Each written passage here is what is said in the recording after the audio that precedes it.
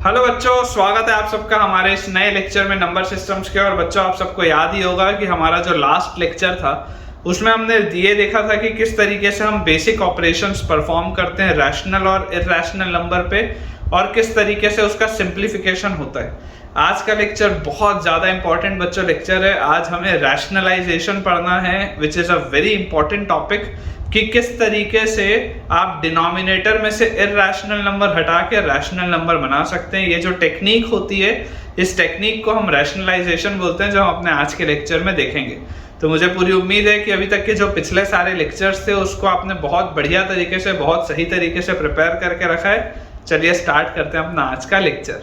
सो बेटा, solved example 16 के पहले जो टॉपिक हमारे पास दिया हुआ है दैट इज रैशनलाइजेशन। ठीक है ना, रैशनलाइजेशन।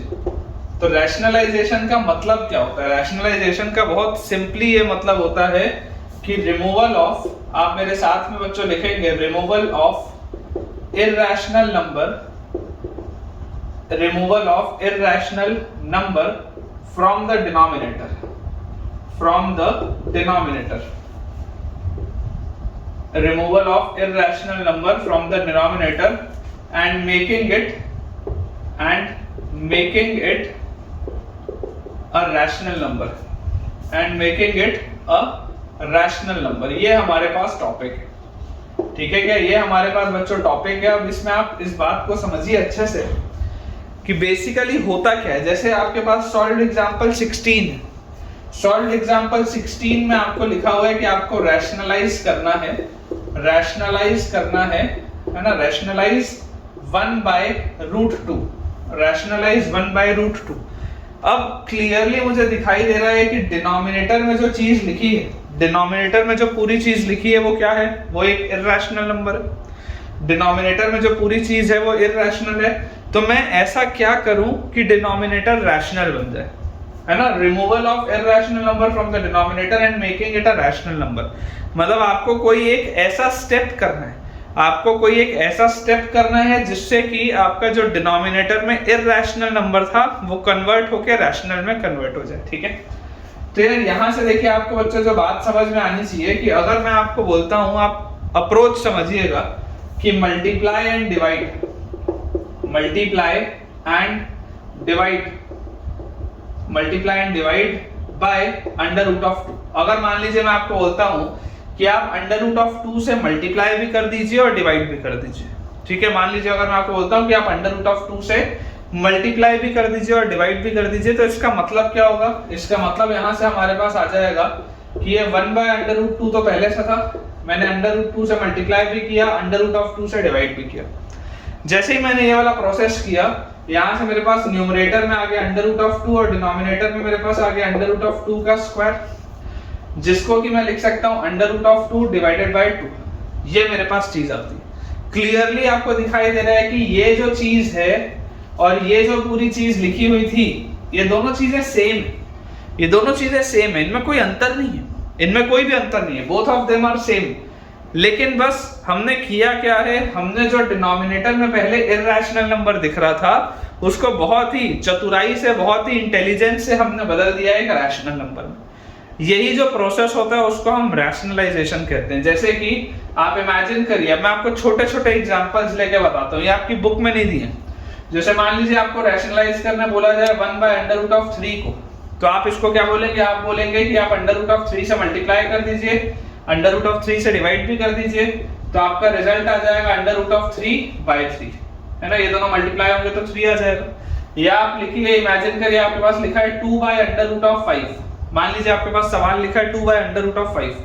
अब अगेन आप क्या बोलेंगे? आप ये बोलेंगे कि यार मेरे पास डिनोमिनेटर में से इरैशनल नंबर हटाना है। थंब रूल क्या है?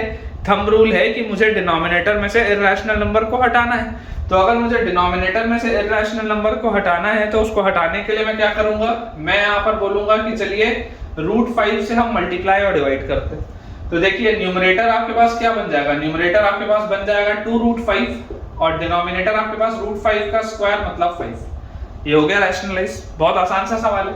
या इमेजिन करिए मेरे पास अगर एक सवाल लिखा है, लेट अस से 7/√6। इमेजिन करिए मेरे पास एक सवाल है 7/√6। तो इसको आप किस तरीके से रैशनलाइज करेंगे? आप इसको बोलेंगे कि आप अंडर रूट ऑफ 6 से मल्टीप्लाई और डिवाइड कर दीजिए, और यहां से आप देखेंगे तो आपके पास रिजल्ट आ जाएगा 7 root 6 divided by 6, under root of 6 का स्क्वायर आ जाएगा 6। तो इस तरीके से आप मल्टीपल अप्रोचेस कर सकते हैं और बहुत ही आसानी से आप इसको रैशनलाइज कर सकते हैं। तो अभी मैंने आपको एक पैटर्न का रैशनलाइजेशन बताया जब डिनोमिनेटर में सिर्फ एक टर्म लिखा हो, ठीक है ना। आपकी बुक में इस तरीके से कैटेगराइज नहीं किया गया, आपकी बुक में बच्चों इस तरीके से कैटेगराइज नहीं किया गया है, लेकिन आप इस बात को बात को आप समझिए कि कभी भी आपको अगर डिनोमिनेटर में सिर्फ अंडर रूट ऑफ x के फॉर्म की चीज मिलेगी ना, ये पहला टाइप है। जब भी आपको डिनोमिनेटर में एनीथिंग, कोई भी न्यूमरेटर में चीज हो सकती है, डिनोमिनेटर में अगर आपको सिर्फ अंडर रूट ऑफ x तरीके की चीज मिल रही है, जैसे अंडर रूट ऑफ 2 है, 3 है, 5 है, 6 है, इस तरीके का सिर्फ एक अंडर रूट वाली चीज होगी, तो प्रोसेस क्या होगा कि आप उसी अंडर रूट से मल्टीप्लाई और डिवाइड करिए और अपना आंसर लिख लीजिए। प्रोसेस क्या होगा कि मैं उसी अंडर रूट वाली चीज से मल्टीप्लाई और डिवाइड दोनों करूंगा और मैं अपना आंसर रिपोर्ट करूंगा, ठीक है। तो ये बेसिक सा एक प्रोसेस है रैशनलाइजेशन का, जो सॉल्व्ड एग्जांपल 16 के थ्रू मैंने आपको सिखाया है। अब जो नेक्स्ट टाइप ऑफ रैशनलाइजेशन होता है वो हम देखते हैं सॉल्व्ड एग्जांपल 17 में। सो बच्चों अपने पास सॉल्व्ड एग्जांपल 17 में जो दिया हुआ है वो सेकेंड टाइप का रैशनलाइजेशन है। एग्जांपल के रूप से मैं आपको बताता हूं, जैसे आपके पास लिखा हुआ है रैशनलाइज, और आपको किस चीज को रैशनलाइज करना है? आपको रैशनलाइज करना है 1/2 प्लस रूट 3 को। आपको बच्चों रैशनलाइज करना है 1/2 प्लस रूट 3 को, हमको इसका रैशनलाइजेशन करना है। अब अगर हमें इसका बच्चों रैशनलाइजेशन करना है तो आप इस बात को समझने का प्रयास करिए कि ये पिछले वाले से थोड़ा सा अलग है। पिछले वाले में सिर्फ अंडर रूट वाला टर्म था, तो उसको तो सॉल्व करना बहुत आसान था, मैंने आपको तरीका बताया। लेकिन ये वाले में अंडर रूट वाले टर्म के साथ एक चीज और है, और ये जो पूरी चीज है, ये पूरी की पूरी चीज इर्रेशनल है। आप याद करिए, मैंने आपको रिमार्क में बताया कि अगर मैं किसी इर्रेशनल नंबर को किसी रैशनल नंबर के साथ अगर ऐड करता हूं तो जो रिजल्ट होता है वो रिजल्ट क्या आता है? वो रिजल्ट आता है एक इर्रेशनल नंबर। तो ये जो पूरी चीज लिखी है जिसको मैंने सर्कल बनाया है, ये पूरी चीज एक इर्रेशनल नंबर है। और रैशनलाइजेशन का मतलब क्या होता है? तो रैशनलाइजेशन का मतलब बहुत सिंपल सा है कि आपको डिनोमिनेटर में से इर्रेशनल नंबर को हटाना है। तो अगर बेटा आपको डिनोमिनेटर में से इर्रेशनल नंबर को हटाना है तो हम यहां पर क्या करेंगे? हम इसको मल्टीप्लाई करेंगे 2 माइनस रूट 3 से। ये ऐसा मैंने क्यों किया मैं आपको अभी समझाऊंगा थोड़ी देर में, ठीक है ना। मैं आपको थोड़ी देर में समझाऊंगा, बिल्कुल आप घबराइए मत, सिर्फ आप तरीका देखिए, समझने की कोशिश करिए। अप्रोच क्या होगा? अप्रोच होगा कि जो रैशनल नंबर है उसको आप एज इट इज रखिए, और ये वाला जो इर्रेशनल नंबर है उसके आगे का साइन आप चेंज कर दीजिए। जैसे 2 प्लस रूट 3 था तो मैंने 2 माइनस रूट 3 कर दिया। जो रैशनल नंबर था वो एज इट इज रखा, और जो इर्रेशनल नंबर के सामने वाला साइन था उसको चेंज कर दिया, और उस चीज से मैंने इसको मल्टीप्लाई डिवाइड कर दिया। ये हमें करना है। ये करने से फायदा क्या होगा? तो देखिए 1 को जब आप 2 माइनस रूट 3 से मल्टीप्लाई करेंगे तो 2 माइनस रूट 3 आपके पास आ गया न्यूमरेटर में, और डिनोमिनेटर में आप देखिए, डिनोमिनेटर में बच्चों अभी अभी आप लास्ट लेक्चर में देखे हैं कि x plus y into x minus y एक रिजल्ट होता है x plus y into x minus y. इसका आंसर क्या होता है? X square minus y square होता है। ये एक आइडेंटिटी होती है। तो आप देखिए 2 plus root 3 multiplied with 2 minus root 3, तो इसका रिजल्ट क्या आ जाएगा? 2 स्क्वायर माइनस रूट 3 का स्क्वायर, ये इसका रिजल्ट आना चाहिए। तो देखिए न्यूमरेटर तो आपके पास वही लिखा है 2 माइनस रूट 3, डिनोमिनेटर अब क्या है? 2 का स्क्वायर इज 4 माइनस रूट 3 का स्क्वायर इज 3। 4 माइनस 3 क्या होता है? 4 माइनस 3 1 होता है। तो इसका रिजल्ट अपने पास क्या आ जाएगा? 2 माइनस रूट 3, और डिवाइडेड बाय, आप चाहो तो इसमें 1 लिख सकते हो। तो अब आपने देखिए क्या किया, जो डिनोमिनेटर में आपको सिर्फ एक इर्रेशनल नंबर मिल रहा था, अब आपको डिनोमिनेटर में एक रैशनल नंबर मिल रहा है। यहां पर जो डिनोमिनेटर में इर्रेशनल नंबर था, अब डिनोमिनेटर में मेरे पास केवल रैशनल नंबर हो गया। यही होता है आर्ट ऑफ रैशनलाइजेशन। रैशनलाइजेशन का मतलब यही होता है। तो जो अप्रोच होता है, पिछला वाला तो देखिए मैंने आपको समझाया था कि जब भी अगर हमारे पास डिनोमिनेटर में रूट एक्स होगा, सिर्फ रूट एक्स, तो आप रूट एक्स से मल्टीप्लाई डिवाइड करेंगे। मैंने आपको लास्ट वाले केस में बताया था, आप चाहें तो उसको रिवाइंड करके एक बार देख सकते हैं। यहां पर अगर आप देखेंगे तो अगर मान लीजिए आपके पास कोई भी चीज लिखी है न्यूमरेटर में और डिनोमिनेटर में आपके पास लेटेस्ट से लिखा हुआ है a plus under root of b। मान लीजिए अगर आपके पास लिखा हुआ है a plus under root of b, या इसको आप लिख सकते हैं x plus under root of y, कुछ भी लिख सकते हैं, आपकी इच्छा है। अगर आपके पास इस फॉर्मेट में लिखा हुआ है, पिछले वाले में सिर्फ अंडर रूट ऑफ x के फॉर्मेट में था, अगर आपके पास x plus under root of y लिखा हुआ है तो जो अप्रोच होगा वो अप्रोच क्या होगा कि आप इसको मल्टीप्लाई करेंगे, जो रैशनल नंबर होगा इस रैशनल नंबर को आप एज इट इज रहने दीजिए, इसमें आप कोई चेंज मत करिए। ये जो इररेशनल नंबर होगा उसके सामने वाले का आप साइन चेंज कर दीजिए। मतलब अगर यहाँ पर x प्लस रूट y है तो आप x माइनस रूट y लिख के उससे मल्टीप्लाई डिवाइड कर दीजिए। और ये करने से फायदा क्या होता है, ये करने से फायदा ये होता है कि नीचे आपके पास ये x plus root y into x minus root y से ये वाली आइडेंटिटी बन जाती है। और जब भी ये वाली आइडेंटिटी बनती है तो x square minus y square की प्रोफाइल से ये अंडर रूट हट जाता है। देखिए जैसे मैंने 2 माइनस रूट 3 मल्टीप्लाई किया तो 2 स्क्वायर माइनस रूट 3 स्क्वायर हुआ, तो ये रूट 3 का स्क्वायर होते ही यहाँ से देखो हट गया ना रूट। तो प्रयास तो वही हमको करना है कि हमको रूट हटाना है, तो वही हमने यहाँ पर किया। ठीक है, जैसे जैसे हम आगे बढ़ते जाएंगे क्वेश्चन प्रैक्टिस इंक्रीज होते जाएगी, आपको चीजें और बेटर तरीके से समझ में आएंगी। सो बच्चों आप ध्यान से देखिए, हमारे पास जो सॉल्व्ड एग्जांपल 18 है, सॉल्व्ड एग्जांपल 18 में हमारे पास रैशनलाइज करने के लिए बोला जा रहा है 5 divided by under root 3 minus under root 5। अब हमको ये चीज बोली जा रही है करना। अब अगेन अप्रोच आप समझ के देखिए, अप्रोच क्या है, अप्रोच ये है कि न्यूमरेटर में कुछ भी लिखा हो उससे फर्क नहीं पड़ता, डिनोमिनेटर में ये जो रूट वाला टर्म है उसके पहले का आप साइन चेंज कर दीजिए। ये जो रूट वाला टर्म है उसके पहले का आप साइन चेंज कर दीजिए। मतलब कि अगर मैं आपको बोल दूं कि इसको under root of 3 plus under root of 5 से हम मल्टीप्लाई डिवाइड कर देते हैं, under root of 3 plus under root of 5 से अगर मैं इसको मल्टीप्लाई डिवाइड कर देता हूं तो यहां से देखिए मेरे पास क्या आएगा। यहां से बच्चों जैसे आप इसको सॉल्व करेंगे, न्यूमरेटर में तो आपके पास 5 इनसे मल्टीप्लाई हो जाएगा, या इसको तो आप ऐसे ही लिख सकते हैं 5 times of root 3 plus root 5। इसको तो आप ऐसे लिख सकते हैं 5 times of root 3 plus root 5। Denominator में क्या होगा, देखो ये x minus y x plus y, x minus y x plus y क्या होता है, x square minus y square होता है। तो ये आ गया x square minus y square, x minus y into x plus Y होता है x square minus y square.